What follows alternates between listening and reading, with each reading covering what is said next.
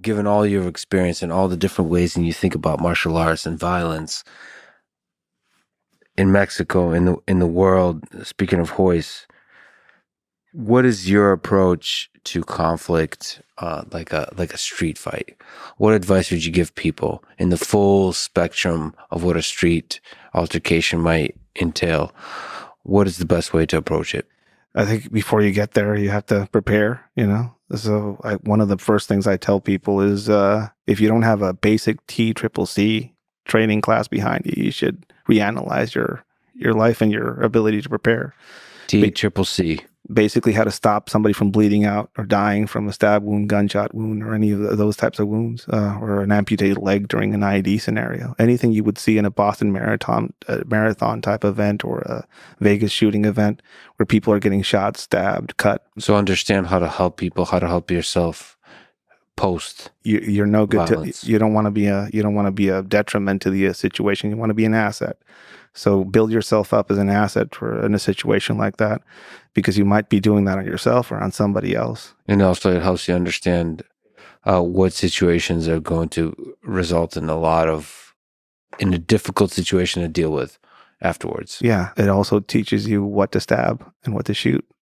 If you're thinking about it in a full and on all the dimensions of it, there's all knowledge can be weaponized. And I think that's the approach all people should kind of figure out for themselves when they start getting ready, or if they want to take the responsibility of their own safety in their hands. So in a self-defense situation, there's a lot of questions here, but what does one stab?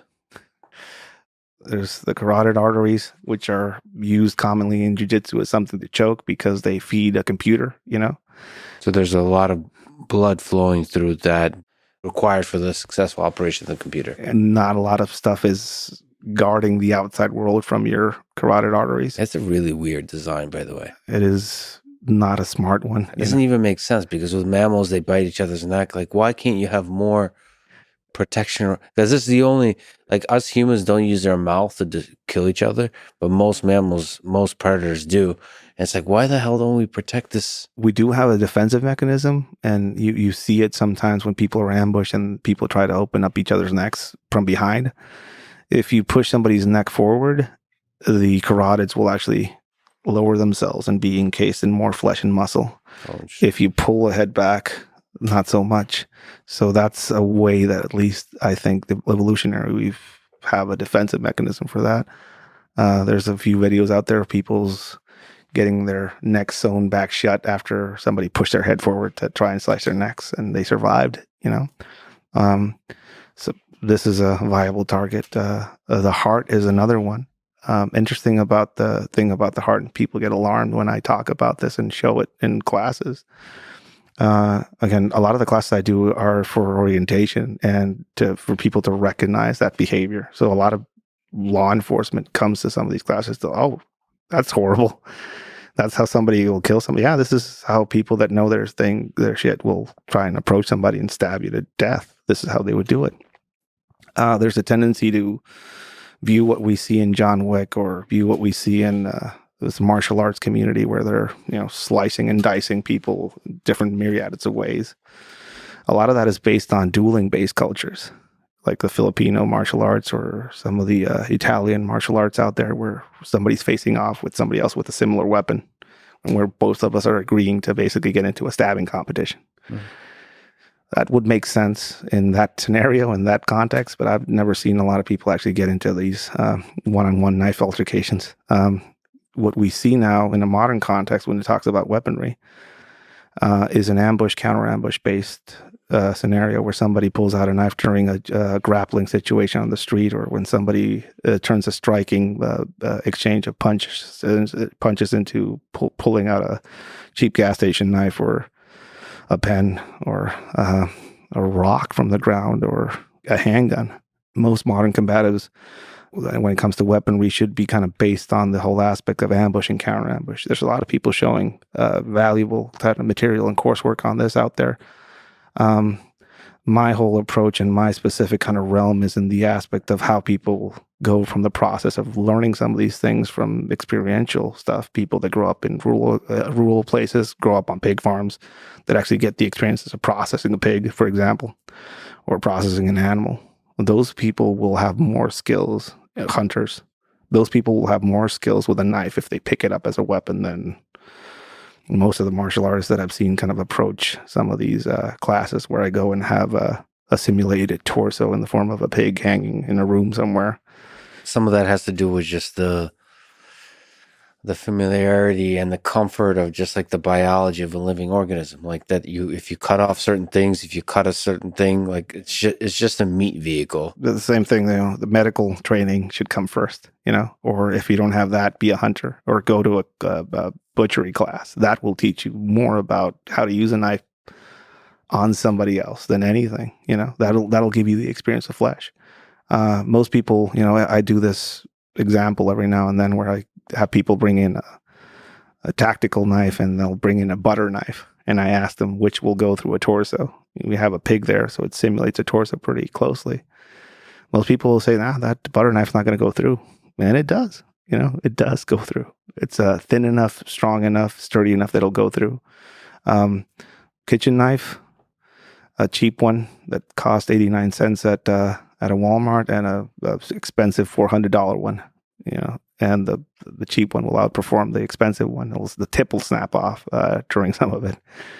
Yeah, I have to say that just as a small tangent, I went to a farm and just seeing the butchering of meat and so on, and the processing of meat and pigs and cows. Whew, that's uncomfortable. Yeah. But I think it's honest and raw, and like that's something that probably everyone should experience regularly, because it's also humbling to remind you. Like when I had a dog, Homer. He's in Newfoundland. I was very close with, and we lost him. And I just remember that I carried him. He's like 200 something pounds, and so I had to carry him. I had to put him to sleep, and like, one of the biggest realizations is like, oh, this is just a biological thing. Yeah. It's just, and then to realize that this is just meat. This is not, and you can cut it, and then if you bleed, all of a sudden the life can disappear from you. Yeah. And it's all gone. It's like, holy shit, there's this meat vehicle that some people have referred to as Lex. I'm just a few stabbings away from like leaving. From leaving. Goodbye. There's a soul that just flies away. It used to be that we had to hang around, people would come back from battle and we would hear things next to the campfire. As far as, he stabbed somebody here and this happens. But now we live in an age where you can, when I do a class, this is a stab to the heart. And here's like 5 videos of it happening live, on live leaks or whatever. And we can deconstruct that. Not only that, but what weapon was used? Oh, it was a gas station folder. It was a Pioneer Woman knife from Walmart with flowers on the handle, whatever it was. And people start realizing that it doesn't take a lot. That it doesn't take a lot of training, because a lot of these people are not high-level assassins trained by ninjas in the hills or anything like that. They're people that grew up rurally or learned by seeing that behavior in others. And when they start coming to the realization that it's pretty easy to do that, and they start figuring out, like, how do you counteract that? Well, number one, learn the behavior yourself so you can recognize it. The whole aspect of being a good counter ambush team is to be the best ambusher in the planet. So again, the whole aspect of Musashi saying, know your enemy, know his sword. You figure that out as far as learning that behavior. When you start seeing how some of these stabbings occur, the first thing you notice is that one of the hands is always kind of out of the picture, or there's a lack of symmetry in the people that are about to do something horrible. So when you see lack of symmetry in the environment, somebody with their hands going backwards, there's a crowd of people and two or one individual is looking counter where everybody else is looking, or there's a hyper-aware individual in a crowd.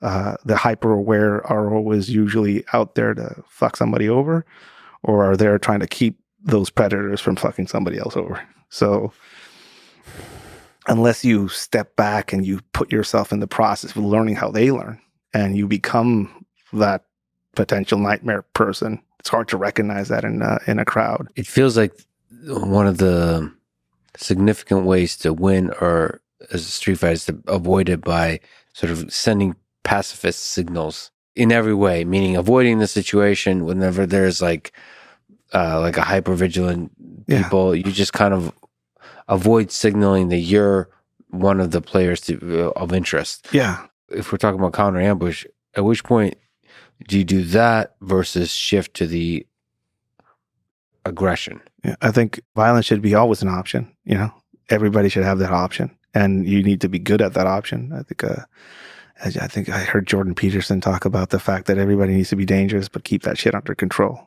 You know? Yeah. I think he was referring to a different context, but I know. I know. I'm referring to the ability of the little physical conflict as well. There's two cases that I saw of people just utilizing social engineering to a beautiful degree to de-escalate shit. Right. One guy somewhere. First off, if you're in a place where people are grabbing your wife's ass or something like that, like, what are you doing there? You know, there's a load of things that are wrong with everything that you're doing in your life to be in that environment. But yeah, let's say you're in an inescapable situation. There was this guy who was in a compromised position. Somebody wanted to fight him, like legit kick his ass. And he said, okay, let's go. But I need to warn you that I have Hep C before we go outside. And it's masterful. I was getting my phone out to film this, you know, maybe. Yeah. And even I was just lowered my phone to give him a slow clap. That was a beautiful move, you know. And then there was this other man. There was a riot somewhere in Ensenada, the municipality of Ensenada in Baja. They were protesting some of the people that pick those fields down there, part of a tribe called Los Triquis. Very hardworking people, but nefarious people too. They're pretty good at their thing. There was a riot line they couldn't break, and this old man walks in the middle of the riot line and yells "grenade" and throws an avocado in the middle of all the cops. Mm-hmm. And all the cops, he broke that riot line with an avocado. That could have gone wrong in so many ways, but it didn't. I don't know. To me, there's small lessons there. There is a case to be made about social engineering, about learning about behavior, about learning how to lie and how to kind of move your way or navigate your way around situations like that. Small things like bartering, knowing how to bribe people in conflict zones is the thing that I show when I talk about or train people to work in hostile environments. De-escalation, you know, specifically kind of figuring out what is of value in the environment, what things you shouldn't be doing in an environment that might be considered disrespectful or out of place. You know, people have a tendency that didn't grow up in places that are violent to make continuous eye contact with somebody. That might be an issue, or smiling when there's nothing to smile about. I think, there's a picture I saw somewhere of Russians taking a portrait, and there's Americans there, and the Americans are smiling, but the Russians aren't. Yeah. Because what is there to smile about? Which is true. And of course, it's not as simple as smile or not smile. There's subtlety to it. Like you said, eye contact is a super interesting one because I found in my own life, like not making eye contact is, that people would be joking, but it's a really powerful way to de-escalate. And there's such a fascinating thing, though, because you could talk about drunk fights that are just that are harmless, but I feel like the same dynamic applies to the most violent conflict, including wars. I feel like ego is part of this. So to me, the question of conflict, whether it's a street fight or anything else, is the calculus of, are you willing to take an L? Yeah. In terms of psychology. Somebody grabs your wife's ass, you mentioned.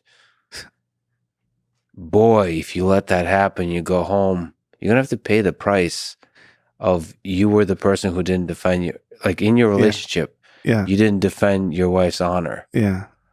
You're going to psychologically pay that price yourself.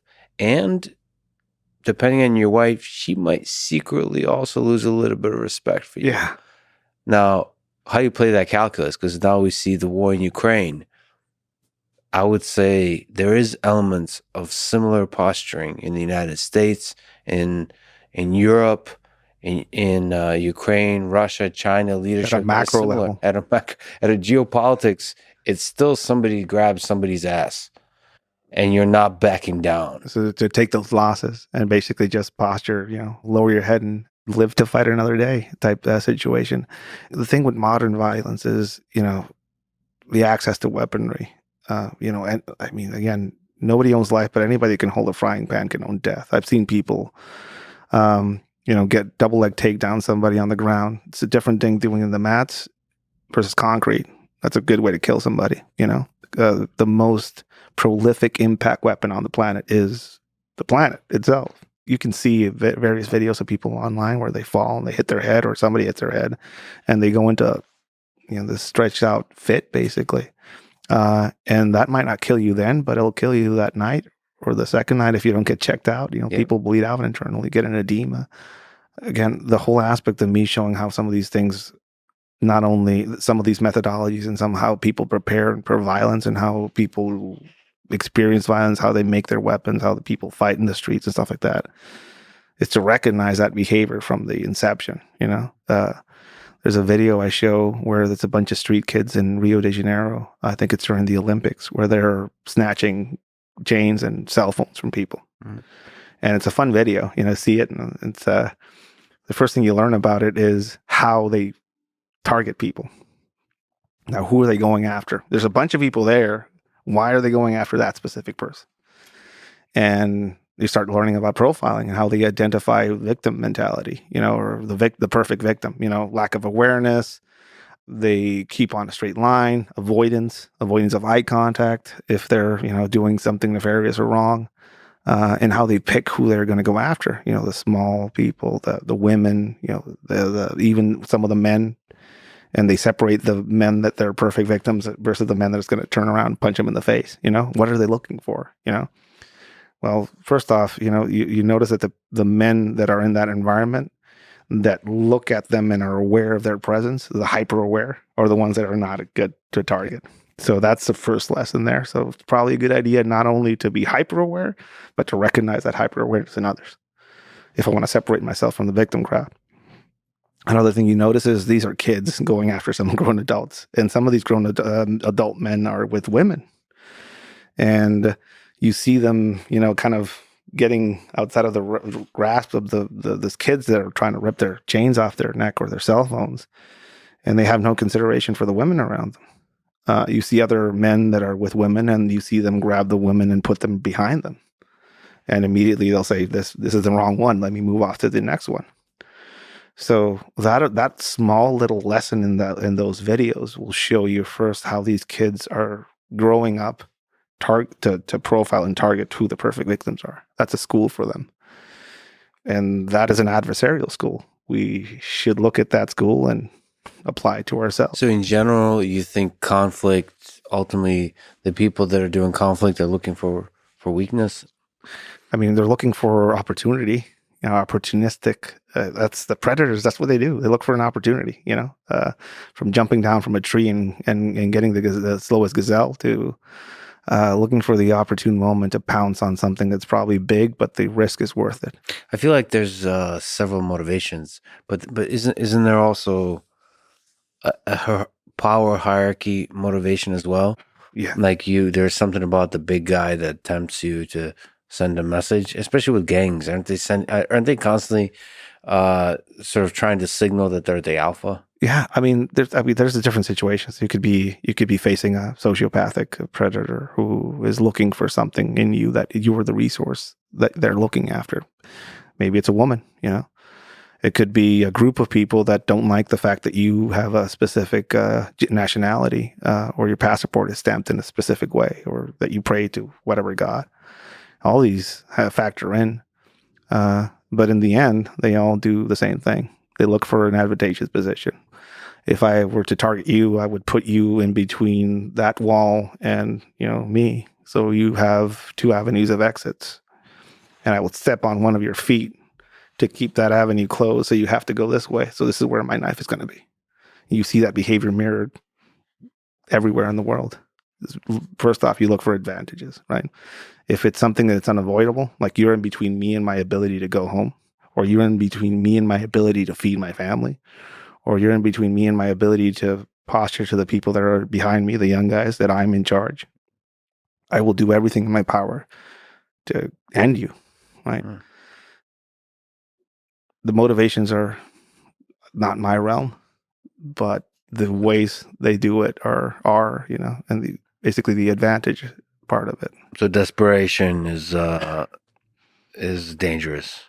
It's a dangerous school. When I say dangerous school, I mean the most dangerous people usually come from those desperate environments. You can have people in Coronado holding on to logs in the ocean and go through this millions of dollars worth of training and just be professional killers for the government and just be these incredible human beings. And then there's a kid that will walk up to one of them when he's off, and put an ice pick right into his chest when he's least expecting it. And that doesn't mean that one is superior than the other. It just means that there's more than one way to become that, Teenagers terrify me. It feels like the intensity of desperation, like the capacity of a teenager, like 16, 17, to be desperate and also not have the matured understanding of ethics of the world. Like they have this intensity of feeling that is unlike anything else. They don't have a volume knob to that. Yeah. So it's like a garden hose without a nozzle on it, so you can regulate it. They haven't developed that. They haven't learned that maybe from somebody else, or it used to be warrior cultures. You would be an apprentice under somebody, or you would learn some of these things from other people. Even some modern gangs have a little bit of that. But if you're not, and you're just this kid that's been playing Call of Duty all of his life, or that has been witnessing violence in media, and there's no sense of, it's probably a bad idea to go off and do this because of all these repercussions. I could see how that could be a danger to society. And some of the volume knobs, some of the countermeasures to people exploding on somebody else with a weapon, that you see videos constantly online. I remember seeing this one of these two teenage girls somewhere in the US, and one of them there's a fight, there's a hair pulling competition, and all of a sudden one of them takes out a knife. And it just happens like that. And it's just pure unrestrained downward stabbing. You're like, wait, where does that come from? Well, she's from an environment where she saw that as an option. She didn't see the repercussions of it, and she found herself in a place where she thought that was the only viable option, pulling out a weapon. And I think that's the dangerous part of it. So how do you prepare to win those kinds of situations, to escape those kinds of situations? Like you said, it's training. It's exposing your mind. I always tell people, like, if you don't have a combative base, you don't have a base. Boxing, jiu-jitsu. And that gives you what, like an awareness of your body kind of thing? It gives you an awareness of your body. It give you a spatial awareness. If you can't see the points with your peripheral vision, if you can't see the points of somebody's feet in your peripheral vision, they are in range to stab you in the heart if they wanted to. Yeah. And that's something you learn from boxing, that you learn from jiu-jitsu, you learn from a bunch of combat arts where you learn about distance and angling people. That comes from this experience that you have. Again, a lot of these things were just horseplay when we were growing up in some cultures, or rough and tumble with your brothers and shit like that. But some of us are growing up in single kid homes now, and we don't get that. We were missing that. And if you don't have it, then you find it in a jiu-jitsu gym. You find it in a boxing gym. You find it in a Thai boxing gym. You find it in places where they specialize in focusing on certain aspects of this whole combative whole, right? It used to be before UFC, the Kung Fu man, Kung Fu guy, that's just street lethal shit. You can't use it in the sporting, you can't show you this because it'll kill you.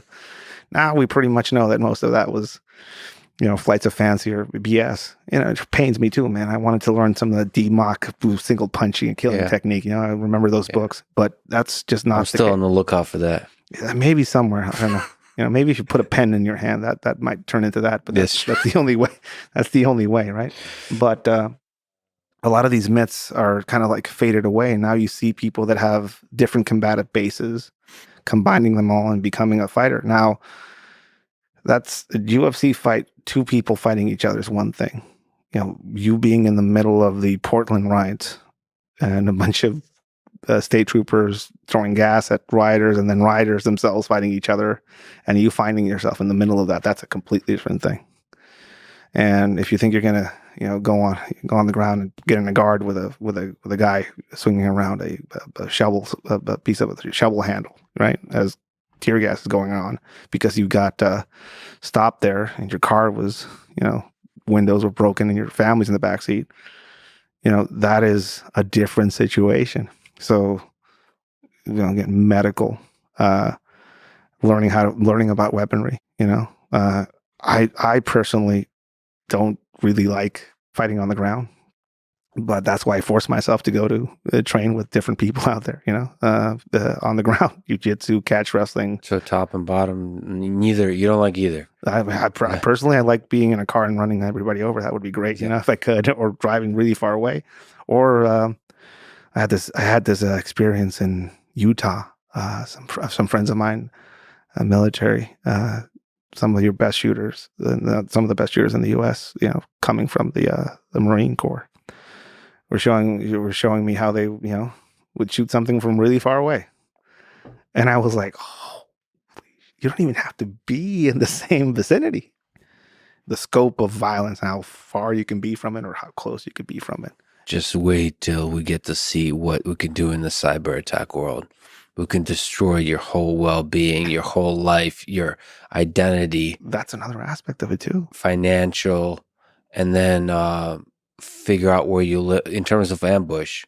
Yeah. Figuring out everything about you such that hurting you is easy. I have a class where we specifically work on social engineering and kind of how you can go about something that, at a micro level. I do a class with a guy named Matt Fiddler, who does, basically he's one of the premier experts on how to get into and bypass locks, basically.